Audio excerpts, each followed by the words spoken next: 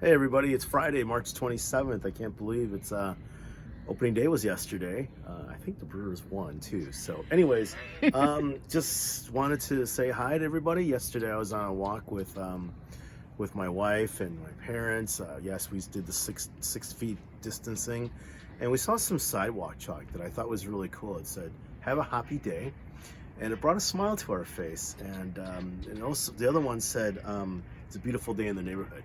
And it was kind of cool to see that because those people they're trying to encourage people, and I was really touched by that. It was just kind of fun to see that, and random people and making somebody's day. Made my day a little bit. Anyways, we're letting the dog in. So all right, so as you can see, I'm in my backyard again today. I got a different kind of hat on, but I'll tell you about that in a bit. All right, so let's go ahead and get started. We're on the rest of chapter 3. Bud Not Buddy. All right, here we go.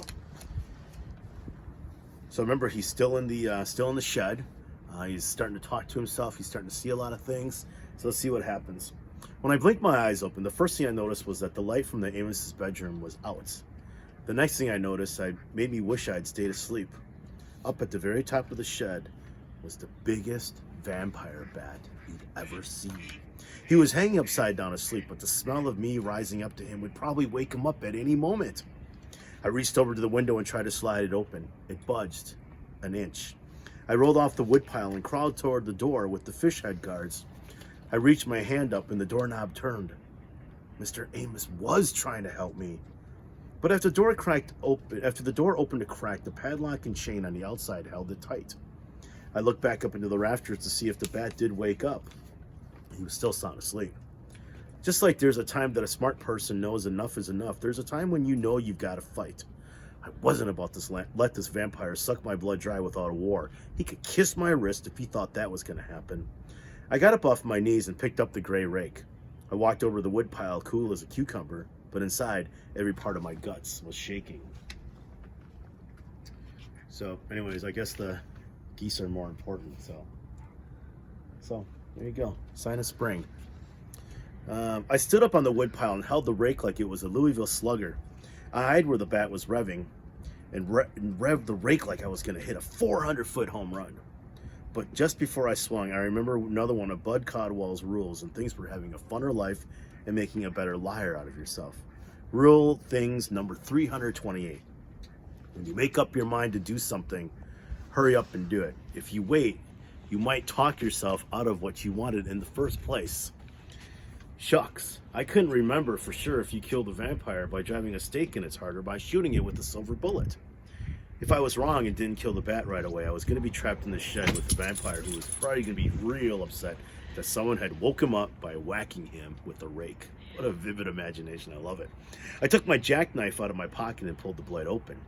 That way, if I didn't kill him with the rake and it came down to the two of us tussling on the floor, maybe a silver blade in his heart would be just as good as a silver bullet. Unless that was what you had to do with werewolves. I raised the rake over my head again, closed my eyes, and swung at it like I was Paul Bunyan chopping down a tree with one blow. I felt the rake jerk a little bit when it hit the bat, and I opened my eyes just in time to see the vampire get cut right in half.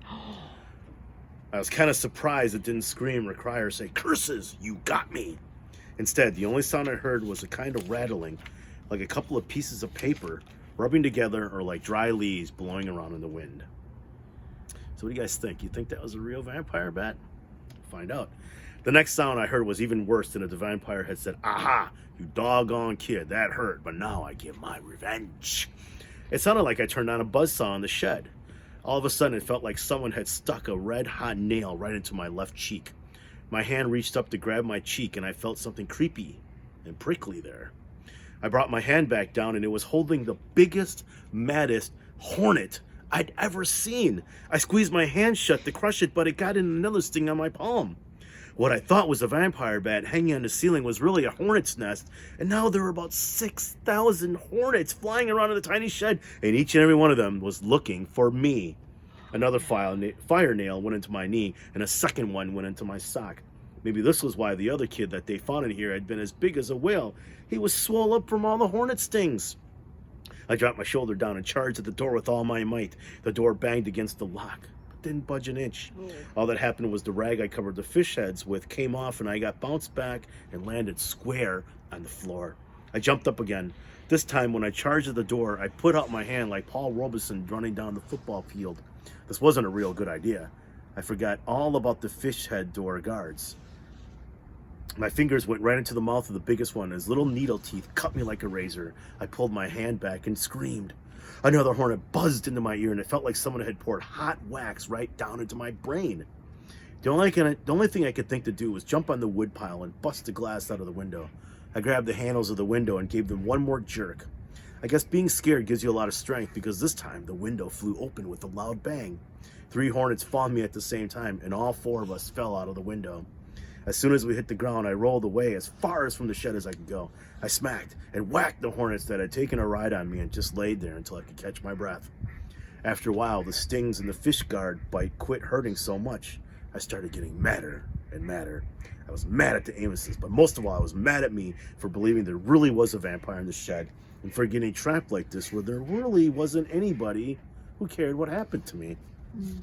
I simmered down and started thinking about getting even. I wondered how hard I'd have to pull the trigger on that double-barrel shotgun for it to go off. I sneaked up the back porches to get inside the house. Maybe the vampire bat didn't say it, but the only thought in my mind was, aha, you doggone Amoses. That hurt, but now I get my revenge. All right, chapter 4. Let's see what happens. Hey, A little bit of sun out now, so little I'm bit of going sun to out. turn up There's the ducks right there. oh, see Little the duck geese. family, little geese family. They're pairing off already, which is kind of cool to see. All right, chapter 4. They hadn't locked the kitchen window. It slid open with just a couple of squeaks, and then I was inside the Amos's house, crouched down like a cat burglar. Quick as a rabbit, I looked under the table to see if they'd moved my suitcase. It's still there. I got a whole lot calmer when I picked it up, and it was the right weight. I didn't think they'd taken anything out of it. I couldn't. Yeah, a little gang war right there. I didn't think they'd take anything out of it. I couldn't be sure until I looked inside, but I could do that later. I took in a deep breath and looked over at the icebox to see if the shotgun was still there. I let all the air out in a big puff when I saw it. Shucks, you'd think that with the Amoses being so doggone mean, they worry about leaving a big old gun like that out in the open. What if one of their visitors got real mad at them about something? I unlocked the back door and set my suitcase on the first step of the porch so I could make a quick getaway after I was through paying these Amoses back. I opened the screen door real quiet and went back into the house. Fair is fair. The Amoses deserve what they were going to get. I can't all the way blame Todd for giving me trouble, though. If I had a regular home with a mother and father, I wouldn't be too happy about other kids living in my house either. Being unhappy about it is one thing, but torturing the kids who are there, even though they don't want to be, is another. It was my job to make sure other kids who didn't know where their mothers and fathers were didn't have to put up with Todd. My heart started jumping around in my stomach as soon as I reached for the shotgun. It was a lot longer and heavier than I thought it would be. I lifted it and felt how solid the smooth brown wood was against my shoulder. With it up close to my face like this, I could smell the gray metal of the barrel and the gun oil Mr. Amos used on it. I aimed the gun at the stove and pretended I was shooting at an elephant, or a dragon, or a tiger, or best of all, Todd. I imagined how it would feel to creep up to his bed while he was sleeping and put the shotgun barrel right in his nose. After that, I had to do some real quick moving to get to the grown-up Amoses. Unless they were real sound sleepers, the shotgun going off in the Todd's room would give them a clue that something was going on. I lowered the gun. These things were just too dangerous to play with or take chances with. That's why the first part of my revenge plan was to get this gun out of the way. If something went wrong and the Amoses woke up, I didn't want them rushing down to the kitchen to get to the gun. I knew they'd shoot me in a flash and tell the home it was an accident. I took the gun outside and put it on the back porch in a corner where they wouldn't be able to see it until daytime. I felt a lot better when it was out of my hands. When I was back in the kitchen, I started opening cupboards looking for the drinking glasses. The first one I opened had the jelly jar they'd given me to drink of at a supper time. I walked over to the sink and turned on one of the spigots. These Amoses had hot water running right into the house.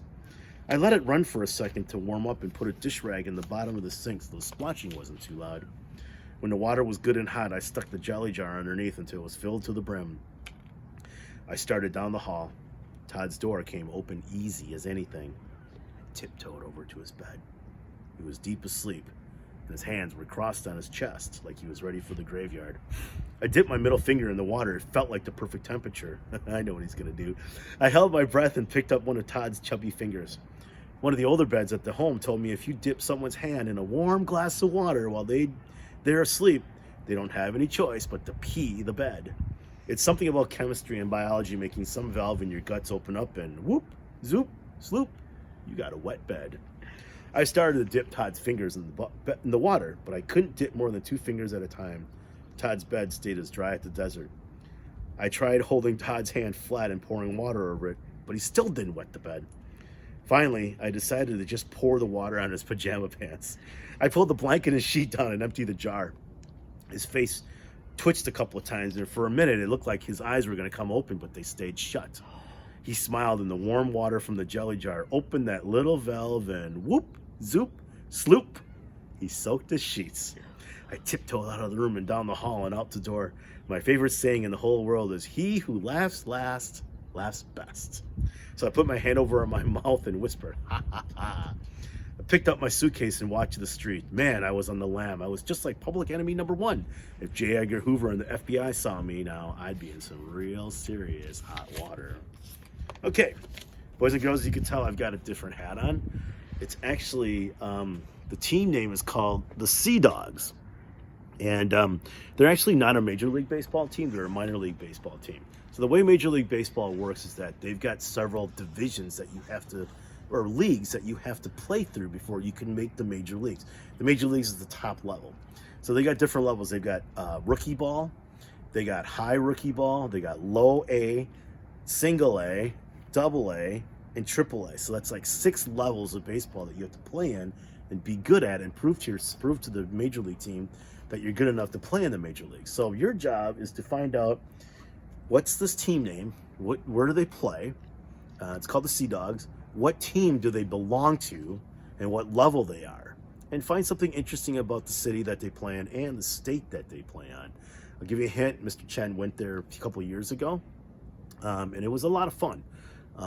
So anyways, hope you guys are doing well. This will be the last one until Monday, and take care. Have a great weekend. Stay safe. Order some carry out, support your local businesses, and practice social distancing.